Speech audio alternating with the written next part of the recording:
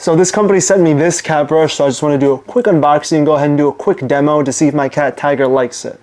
So I have a brush that's similar to this. The only difference is this one actually goes ahead and sprays, so I'm pretty interested in seeing how this one will go ahead and work and see if Tiger does like it. So here, the first thing I see is going to be this USB-C charger, and then we're also going to go ahead and have the container to go ahead and squirt the water inside here. And then finally, it's the brush itself with an instruction booklet. So here's what the brush looks like, and I will say the first thing I notice is going to be the weight. So here's the typical one I use, and this thing is really lightweight compared to this one. This one has some good heft to it, so I feel like it's going to be a good quality. As far as size-wise, you can go ahead and see this one's going to be a little bit taller. They're going to have the same function as far as the button feature goes to go ahead and take the hair out. Except this one, of course, is going to have a few more things. One is going to be the power button. Goes ahead and turns it on, and then it lights up here. And another is going to be where I probably go ahead and where I go ahead and put the liquid inside. So on the back side, here's what the bristles look like.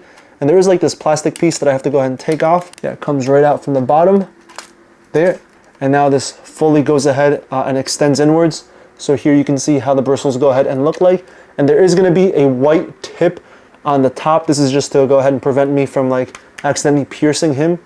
And then these bristles are also going to go ahead and be bent. They're going to be like bent downwards. And there's also going to be like a hole here in the center.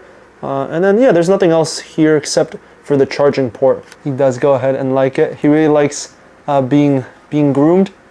And so let me just go ahead and get some water in here, and then I'll go ahead and put it in here as well too. So I went ahead and put some water in here, and it also does have a cap, which is real nice just to prevent the liquid from falling. And then right over here, I can go ahead and take this off and then just squirt the water inside. And there, I put the entire container's worth of water in here. And I'll go ahead and seal it back up. And one thing worth noting is it does have a rubber gasket just to prevent from leakage from occurring. And this also does have like a good grip here. Oh, perfect timing, he came. So the way to go ahead and turn this on would be just with the button, and the water should start coming out. So here, let me go ahead and just press it. And here you can see there's a nice mist. Oh, that looks really cool.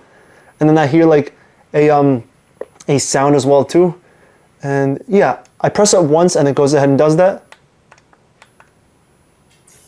I have to go downwards, okay, like that. Oh, it's a continuous stream, a continuous mist. So I have to, of course, be facing downwards, and if I face up, it'll eventually go ahead and stop like it did before. Yeah, just like that. So right now I'm just brushing him a little bit with no spray. And one cool thing I realized is the fact that the button to turn on the spray is really easy to access. Like my thumb can easily reach it. So now I can go ahead and press it. And here you can go ahead and hear the sound. This is definitely getting his attention. Thankfully it's not too loud, but he can get a little skittish. So what I will say is thankfully the spray, the noise that comes out of it is very light. But when I go ahead and put it closer to his ears, like on his head, he doesn't really like it. But everywhere else around his body, he seems pretty calm. So if I want to go ahead and get his head, I just have to go ahead and turn it off and just do that just like normal, and he should be fine. And then here you can go ahead and see how much hair was collected. Right over there, a lot accumulated towards the bottom. So of course, to go ahead and release that, all I have to do is just press the button a few times. And it goes ahead and comes to the front, and here you can go ahead and see there's a layer of hair. And I can just take it off. And actually, yeah, that was real easy to go ahead and take off. The other one I have, the blue one I showed you before, and it looks like this. This one's kind of, I think it's kind of broken. And it's actually really hard to click, so I am glad that this one is a lot easier to go ahead and press down in comparison to this one. The big difference about this one and this one for the bristles is when I press it, it doesn't just go right before the end of the bristles, it goes past it. So this is all flush. Whereas on this one, when I go all the way out, the bristles still pop out as you see here, so it's hard to get a good grasp of the hair that's here. But overall, I'm pretty impressed with this spraying brush. Again, I think it definitely looks like it's a good quality. It's got a good weight to it. It's easy to refill.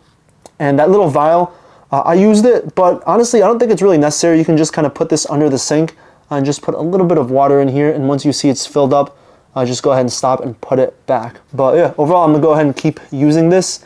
And yeah, that's a quick look at the spraying brush.